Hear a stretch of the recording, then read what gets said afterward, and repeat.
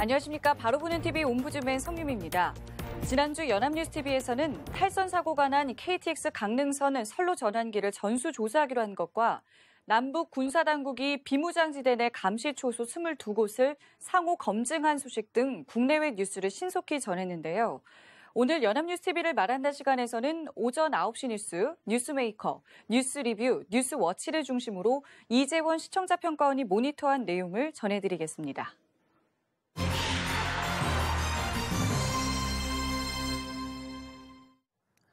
연합뉴스TV는 지난주에 국회의 내년 예산안 처리를 둘러싼 정치권의 갈등을 비롯해 김정은 북한 국무위원장의 서울 답방 여부 등 다양한 뉴스를 전했습니다.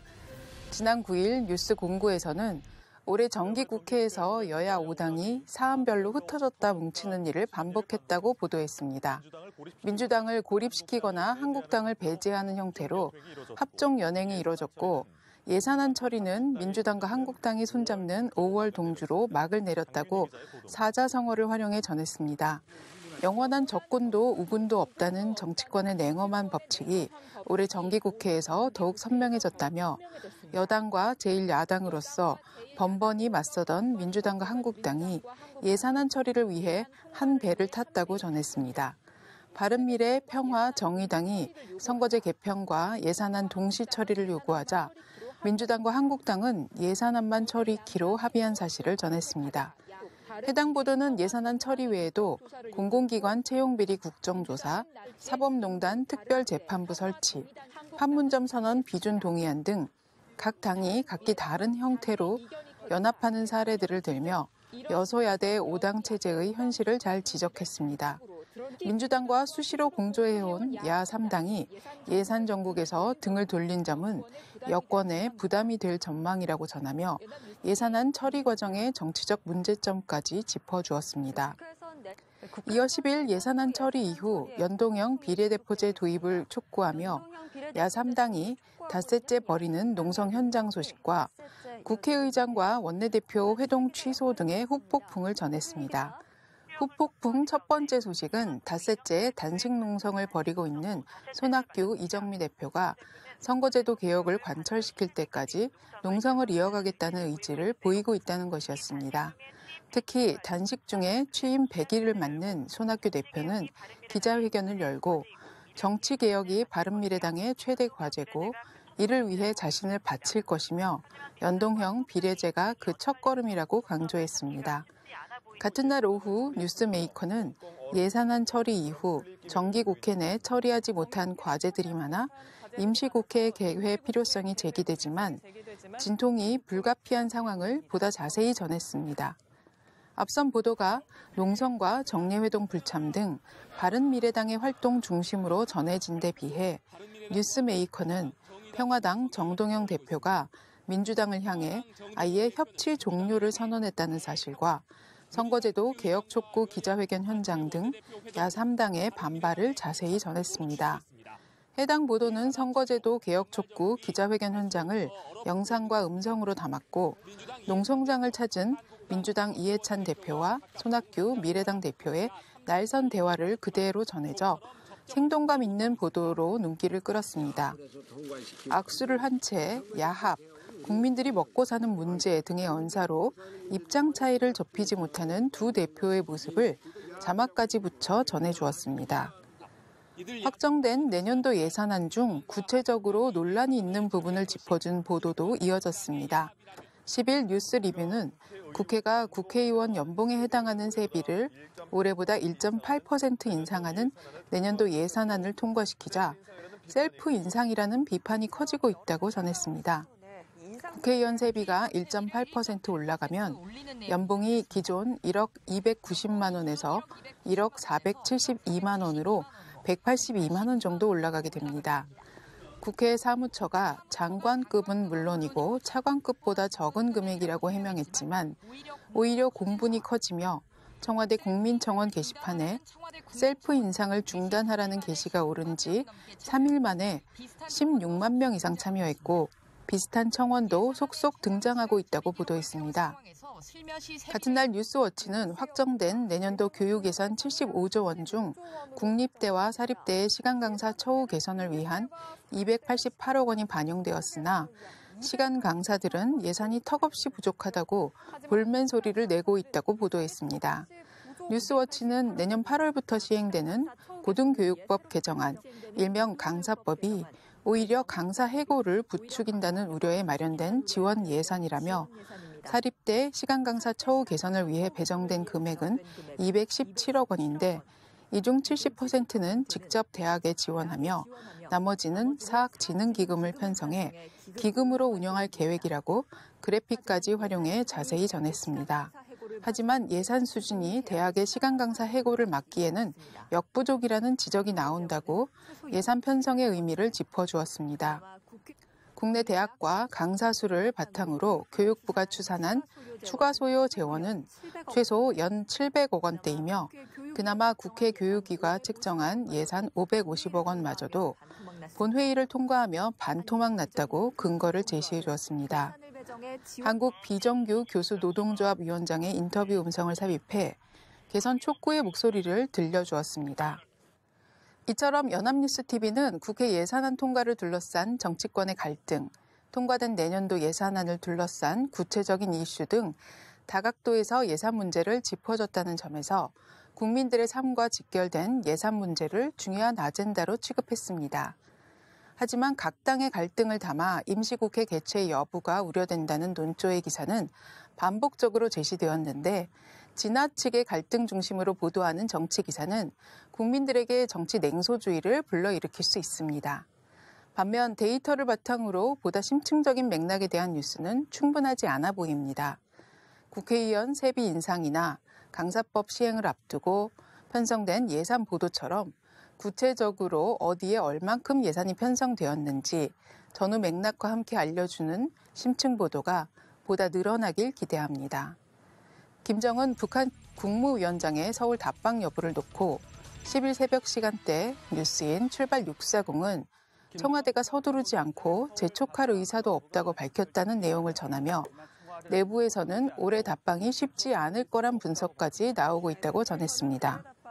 김 위원장의 연내 답방 시기와 방법 등을 전망해온 그동안의 보도와는 다른 논조의 보도가 올해 20일을 남겨두고 나오기 시작했다는 점에서 의미가 있습니다. 해당 보도는 김의겸 대변인의 말을 인용해 현재로서는 확정된 사실이 없다며 서두르거나 재촉할 의사도 없다고 전하면서도 청와대 내부에서도 사실상 올해 답방이 힘들어졌다는 분위기가 흐른다고 보도했습니다. 같은 날 저녁 뉴스워치는 청와대 고위 관계자는 연합뉴스TV와의 통화에서 김 위원장의 연내 답방은 현실적으로 힘들다고 봐야 한다고 밝혔다는 근거를 제시하며 김 위원장 답방이 내년으로 미뤄질 것으로 보인다고 보도했습니다. 출발 640이 청와대 분위기를 전하며 올해 답방이 힘들다고 전망했던 내용을 뉴스워치에서는 청와대 관계자의 입에서 직접 올해 어렵다고 말한 사실을 토대로 보다 확정적으로 내용을 전했습니다. 뉴스워치는 연내 답방 가능성이 완전히 사라진 것은 아니지만 답방 준비에 걸리는 시간을 감안한다면 해를 넘기는 것이 유력하다는 설명과 더불어 청와대는 해를 넘기더라도 김 위원장의 답방을 계속 추진할 것이란 입장도 밝혔습니다. 다만 자막 중 연내 답방 현실적으로 힘들어 부분에서 현실적으로 힘들어만 빨간색으로 처리되어 어색했습니다. 청와대 관계자가 발언했다는 점을 강조하고자 했다면 청와대 고위 관계자 김 위원장 연내 답방 불가능 인정과 같은 식으로 직접 설명하는 자막을 붙이면 되었을 것입니다. 또한 김 위원장의 서울 답방이 북미 간 비핵화 대화에 긍정적 역할을 하는 모멘텀이 될 것이라며 문재인 대통령의 1일 기내 간담회 발언을 문 대통령 육성으로 전했는데 보도의 뒷부분에 북미 정상회담 전 서울 답방이 성사될 수 있을지 불투명하다고 전망하고 있기에 굳이 강조할 필요가 있었는지 의문입니다. 더불어 김 위원장과 문 대통령, 김 위원장과 미국 트럼프 대통령 등의 영상은 새롭게 취재된 영상이 아니기에 자료 화면 등의 자막으로 과거 자료임을 명시해 주었다면 보다 정확한 정보 전달이 되었을 것입니다. 강릉 KTX 탈선 사고 이후인 11일 출발 640은 한중일 고속철도 안전사고에 대해 보도했습니다. 일본의 고속철도 신칸센은 50년 넘게 인재로 분류할 수 있는 안전사고를 단 한 건도 내지 않은 반면 고속철도 후발주자인 중국과 우리나라에서는 크고 작은 사고가 잇따르고 있다며 일본의 비결을 전했습니다. 1964년 도쿄올림픽을 맞아 개통된 일본 고속철도 신칸센은 서남쪽 규슈부터 북동쪽 홋카이도까지 연결되는데 50년 넘게 지진으로 인한 탈선 사고 2건을 빼고는 인재로 불릴 안전사고는 없었다고 전했습니다. 자동 설비 시스템과 안전을 최우선으로 하는 운영, 지속적인 훈련의 결과라고 분석했습니다. 반면 전 세계에서 가장 긴 고속철도망을 가진 중국에서는 각종 사고가 잇따라 2011년 7월 저장성 원저우에서는 멈춰선 고속열차를 후속열차가 들이받아 240여 명의 사상자가 났고 인명피해가 크지 않았지만 강릉 KTX 탈선 사고는 당초 2교대였던 근무 형태가 3교대로 변경됐지만 예산 문제를 이유로 정비 인력은 물론 필요한 감독관 수도 채우지 못하고 있다며 후진국형 사고라고 지적했습니다. 사고 이후 재발 방지를 위한 대안을 모색하도록 해외 사례를 분석하고 제시하여 우리 사회 발전을 위한 공론장의 역할을 했다는 점에서 돋보이는 보도였습니다.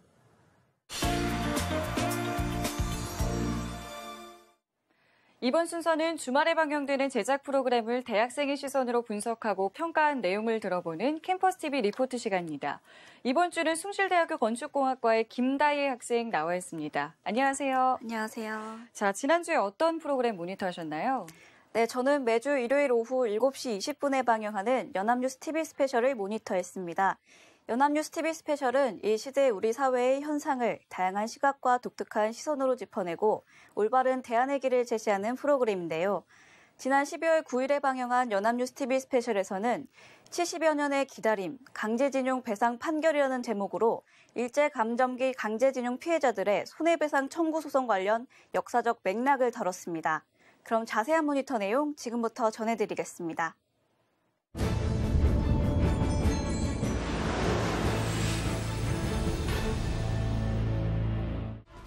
지난 10월 30일 일제강점기 강제징용 피해자들이 일본 전범기업을 상대로 낸 손해배상 청구 소송에 우리 대법원이 피해자 승소를 확정했습니다.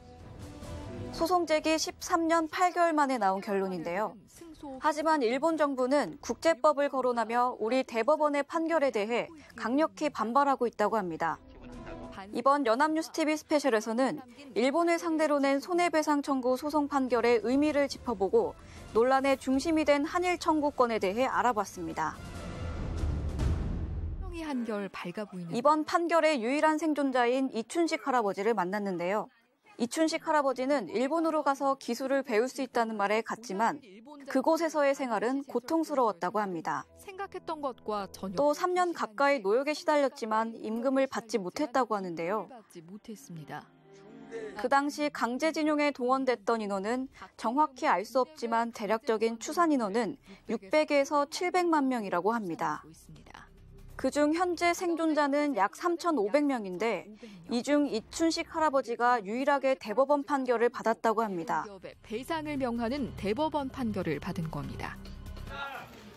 또한 11월 29일 일제강점기 근로정신대 피해자들도 첫 배상 판결을 받았다고 하는데요. 승소 판결을 받았습니다. 양금덕 할머니는 중학교를 보내준다는 말에 어린 나이에 일본으로 갔지만 강제 노역에 시달렸다고 합니다. 말만 믿고 일본으로 건너갔습니다. 양금덕 할머니는 하루빨리 사죄를 받는 것이 목표라는데요. 사죄 받는 것이 제일 목적이고. 하지만 일본 정부는 판결 결과에 불만을 품고 주일 한국 대사를 초치하는 등 강경 반응을 보였습니다. 그 이유를 김세은 변호사가 구체적으로 알려줬습니다.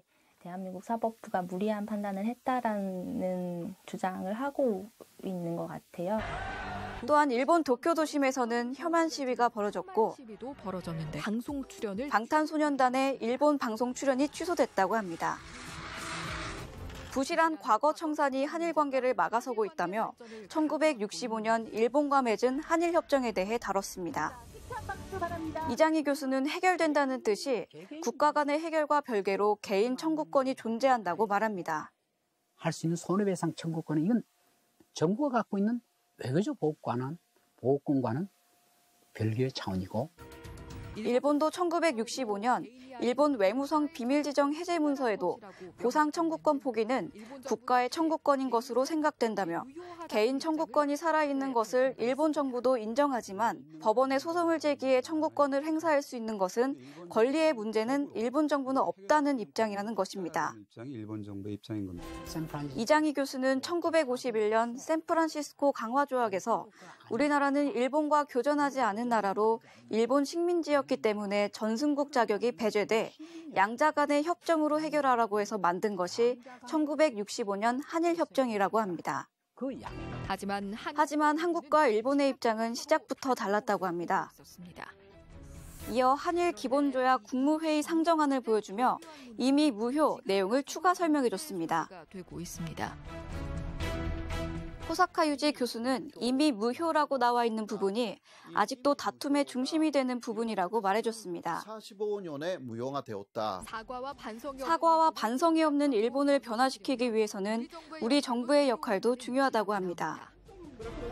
그동안 우리 정부 이어 호사카 유지 교수가 여러 가지 방안을 이야기했습니다. 일본에게 일제 간접기가 불법이었다라는 것을 다시 한번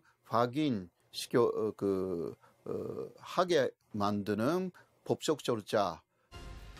또한 이장희 교수는 재단을 만들어서 해결을 하는 것도 방법이라고 합니다. 전범 기업들 또 오옥 같은 오옥의 또한 앞으로 있을 북일 수교 등을 남겨둔 시점에 1965년 한일협정 틀을 넘는 한일 간 새로운 협력 모델 구축이 필요하다는 말에 공감이 갔습니다. 네, 모니터한 내용 잘 봤습니다. 김다희 학생은 한일 관계에서 가장 먼저 해결해야 될 게 뭐라고 생각을 하나요? 한일 관계에서 가장 시급한 문제점은 일제강점기 당시 합법적이지 않았던 강제징용, 근로정신대 등에 대해 인정하지 않는 일본의 입장이 해결돼야 된다고 생각합니다. 일본 정부의 사과와 반성을 받을 수 있도록 정부에서도 올바른 대안을 마련해야 된다고 생각합니다. 네, 알겠습니다. 지금까지 숭실대학교 건축공학과 김다희 학생과 함께했습니다. 오늘 말씀 고맙습니다. 감사합니다.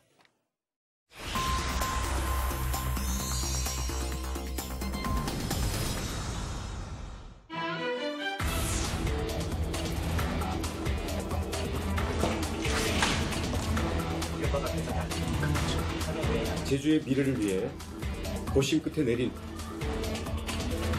불가피한 선택임을 고려하여 우리 제주도민들의 양해를 부탁드리겠습니다.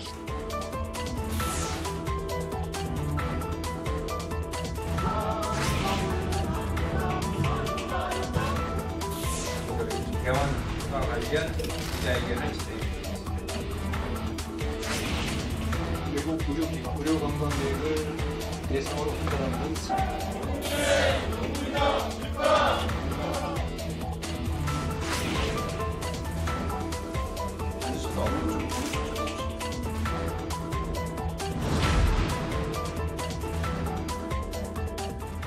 네, 제주도가 국내 제1호 영리병원인 녹지국제병원에 대해서 조건부 개설 허가를 냈습니다. 하지만 보건의료단체들은 영리병원이 문을 열 경우 의료 영리화가 가속화되고 건강보험 체계까지 흔들릴 수 있다고 우려하고 있는데요. 오늘 TV와 비평 시간에는 제주 영리병원 허가를 둘러싼 논란에 대해서 우리 언론에서는 어떻게 보도하고 있는지 자세히 알아보도록 하겠습니다. 명지대학교 디지털미디어학과의 최선규 교수 나오셨습니다. 안녕하세요. 안녕하세요. 자, 제주도가 국내 첫 영리병원의 개설을 허가한 과정, 또 허가 이후에 정치권과 시민단체는 어떻게 반응했는지 먼저 짚어볼까요? 네, 제주도가 지난 12월 3일 제주를 방문한 외국인들에게만 의료 서비스를 제공하는 조건으로 중국 녹지그룹이 설립한 녹지국제병원의 개설을 허가했습니다. 원희룡 제주지사는 거액의 손해배상 문제와 행정신뢰도 추락, 한중 외교 문제, 지역경제의 활성화 등을 고려해 고심 끝에 내린 불가피한 선택이며 제주도민들께 양해를 부탁드린다고 설명했습니다. 제주도는 지난 3월에 녹지국제병원의 개원 여부를 수구형 공론조사에 붙였고 10월 실시된 제주도민 공론조사에서 58.9%가 영리병원 개설을 반대하자 공론조사위원회는 병원 개설 불허의 권고를 내렸습니다. 당시 원희룡 지사는 권고를 따르겠다고 하였다가 기존 입장을 바꿔서 외국인 전용이라는 조건을 달아 병원 개설을 허가한 것입니다. 원희룡 지사가 제주도청 기자실에서 브리핑을 갖는 사이 도청 밖에서는 시민단체들이 원 지사의 퇴진을 요구하는 규탄 대회를 열었습니다. 더불어민주당 제주도당은 논평을 내고 원희룡 지사가 제주도민의 건강을 영리와 맞바꿨다고 하면서 반발하고 나섰습니다. 반면 민주당 중앙당 차원의 공식적인 입장 표명은 없었습니다. 국회 보건복지위원회 민주당 의원들이 보건복지부가 녹지국제병원 개설을 방관했다고 지적하는 데 그쳤습니다. 자유한국당 의원 중에서는 유일하게 김세연 의원이 녹지국제병원의 개원이 일자리 창출에 도움이 될 것으로 기대된다는 긍정적인 입장을 짧게 언급했습니다. 정의당의 이정미 대표는 녹지국제병원의 개원 허가가 의료 체계를 흔드는 시작점이 될지 우려된다고 밝혔습니다. 대한의사협회는 반대 입장을 밝혔습니다만 수긍하는 모양으로 바뀌고 있습니다. 대한의사협회 최대집 회장과 임원 등 3명은 지난 6일 원희룡 제주지사를 방문해 영리병원을 반대하고 건강보험 현실화가 우선이라는 입장을 전달했습니다.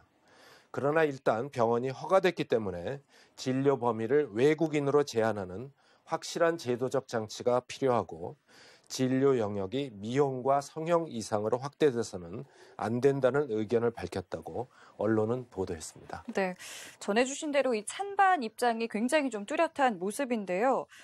먼저 기존 병원과 이 영리병원의 차이점은 무엇인지, 그리고 또 여기에 대해서 보수 진보 언론에서는 어떻게 다루고 있는지 먼저 짚어볼까요? 네, 영리병원은 투자자로부터 자본을 받아 수익 창출을 목적으로 병원을 운영하고 수익을 투자자에게 다시 돌려주는 형태의 병원입니다. 비영리법인은 수익이 발생할 경우 의료시설의 확충, 인건비, 연구비 등으로 내부 투자에 쓰는 병원입니다.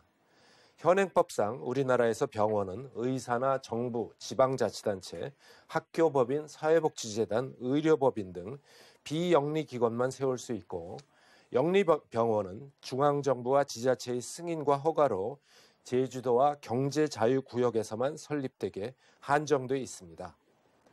프레시아는 지난 11일자 사설에서 사람인 환자가 직접 이동해야 하는 의료의 특성 때문에 영리병원은 외국인 방문자만으로는 충분히 많은 환자를 확보하기 어렵고 국내 환자를 진료하기 위해서 모든 방법을 동원할 것이라고 주장했습니다. 영리병원이 비보험이지만 국내 환자를 볼 수 있게 돼서 돈을 많이 벌게 되면 영리병원이 확산돼서 부자들만 이용하는 영리병원과 건강보험 환자들이 이용하는 비영리병원으로 의료 공급이 양극화돼서 빈부격차가 의료격차로 이어질 것이라고 주장했습니다. 반면 영리병원이 운영이 좋지 않게 되면 영리병원은 건강보험 환자를 진료할 수 있게끔 법과 규정이 바뀌게 모든 힘과 능력을 동원할 것이라고 주장했습니다. 이렇게 되면 기존의 비영리병원도 영리병원이 되겠다고 나설 것이고 결국 비영리병원의 축소와 영리병원의 확대를 가져와서 의료비의 폭등을 가져올 것이라고 주장했습니다. 조선일보는 지난 6일자 기사에서 기존의 병원들이 모두 건강보험 적용을 받는 현재 상황에서 영리병원 몇 곳이 생긴다고 건강보험 체계가 무너지고 의료비가 치솟을 것이라는 주장은 괴담이라는 영리병원 찬성론자들의 주장을 보도했습니다. 오히려 병원 간의 경쟁이 의료 서비스의 질의 향상과 의료비 절감으로 이어질 수 있다는 연구 결과도 있다면서 산업계에서는 영리병원의 허가가 의료산업 경쟁력을 키우고 고용 창출로 이어질 것이라고 주장한다고 보도했습니다. 매일경제는 지난 9일자 기사에서 고 김대중 전 대통령이 2002년 10월에 법률을 제정해 국내 영리병원의 성립 근거를 마련한 후 16년 만인 지난 5일 문재인 정부에서 녹지국제병원이 조건부 허가를 받았지만 문재인 정부 하에서 제2호, 3호의 영리병원 탄생은 쉽지 않아 보인다고 보도했습니다. 네. 자, 그런데 이번에 허가를 받은 이 녹지국제병원, 조금 전에 짚어주신 것처럼 조건부 개설 허가를 받았고, 때문에 이 내국인 진료 금지 조건에 반발을 하고 있는 상황인데요.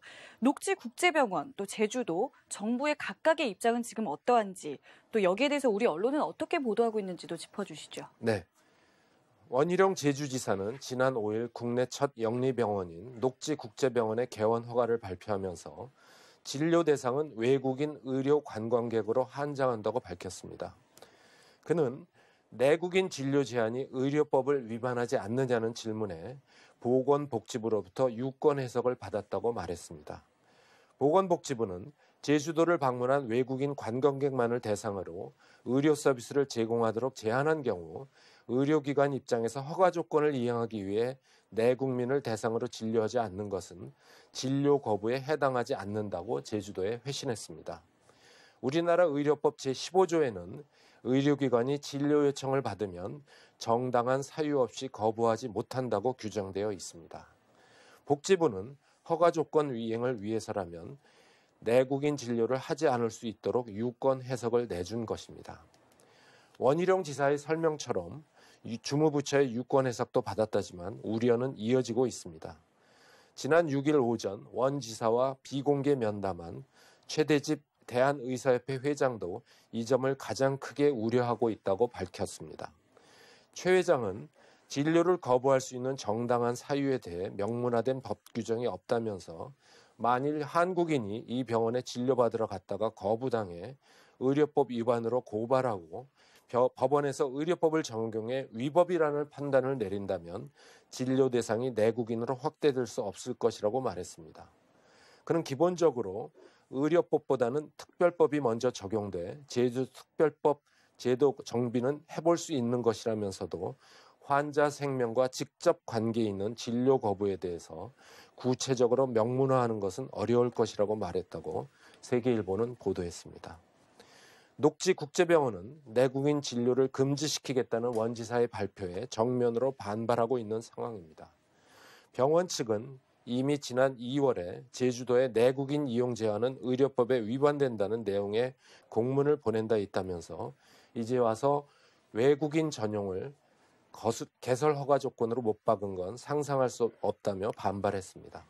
앞으로 녹지국제병원에 대한 내국인 진료 차단 방침의 현실성, 법적 정당성을 둘러싼 논란은 확대될 전망입니다. 네. 이렇듯 영리병원의 허가가 앞으로 우리 의료산업 또 나아가서 우리 사회에 어떤 영향을 줄 것이냐에 대해서 다양한 목소리가 나오고 있는데요. 이럴 때 우리 언론은 이 사안에 대해서 어떤 자세와 태도를 보여야 할까요? 네. 현재 영리병원을 불허하는 나라는 한국과 네덜란드, 일본뿐입니다. 매일경제는 지난 5일자 기사에서 국내 의료시장의 성장판이 닫힌 것은 영리병원은 의료비 폭등을 조장하고 돈 없는 환자는 치료를 받을 수 없다는 영리병원 반대 세력이 만든 프레임 때문이라고 보도했습니다. 반대 세력은 영리병원을 그 병원만의 문제로 한정하지 않고 뱀파이어 효과로 주변 의료기관을 전염시켜 전체 의료비를 올리고 영리화시키는 감염원이라고 한다고 보도했습니다. 동아일보는 지난 6일 원희룡 지사의 인터뷰를 보도하면서 국내 일반 병원이 영리병원으로 가는 것은 국회에서 의료법을 전부 뜯어고치지 않는 한 현실적으로 일어나지 않는다고 밝혔습니다. 원 지사는 현재 건강보험 의료법 이게 다 무너졌다는 전제하에 국내 병원들이 서로 영리병원으로 전부 쏠려서 일반 국민들의 공공의료가 무너진다고 하지만 이미 우리 군 건강보험은 사회보험 체계이고 우리 국내 병원은 영리화가 가능하지 않도록 이미 의료법이 다 되어 있는데 이걸 국회에서 뜯어고치지 않는 한 제주도에 녹지국제병원이 들어섰다는 것 자체에서 국내 병원들이 영리화로 가는 건 아니라고 말했습니다. 원 지사는 몇 단계의 2중, 3중 안전장치가 있는데 그 장치는 무시하고 이게 전부 무너진 것처럼 얘기하는 것은 과장된 비약일 뿐만 아니라 기우라면서 그런 일이 일어나지 않도록 제주도와 국회, 정부도 노력할 것이라는 게 저희들의 입장이라고 강조했습니다. 앞으로 국내 영리병원의 추가 개설은 녹지병원의 성공 여부에 달렸다는 게 전문가들의 시각입니다. 병원계는 녹지병원이 개원 이후 수익을 내지 못하고 폐쇄된다면 국내 제2, 3의 투자 개방형 의료법인은 탄생하지 못할 수도 있다고 지적을 했습니다. 언론은 향후 녹지병원의 성공 여부, 내국인 진료 금지 등이 어떻게 전개되는지 관심을 갖고 보도해야 할 것입니다. 네, 알겠습니다. 지금까지 명지대학교 디지털 미디어학과의 최성규 교수와 함께했습니다. 오늘 말씀 고맙습니다. 네, 옴부즈맨 제작진은 시청자 여러분의 다양하고 소중한 의견을 기다립니다. 방송을 보고 느낀 소감을 연합뉴스TV 홈페이지 시청자 게시판이나 SNS로 보내주시기 바랍니다. 저희는 다음 주에 다시 찾아뵙겠습니다. 시청자 여러분 고맙습니다.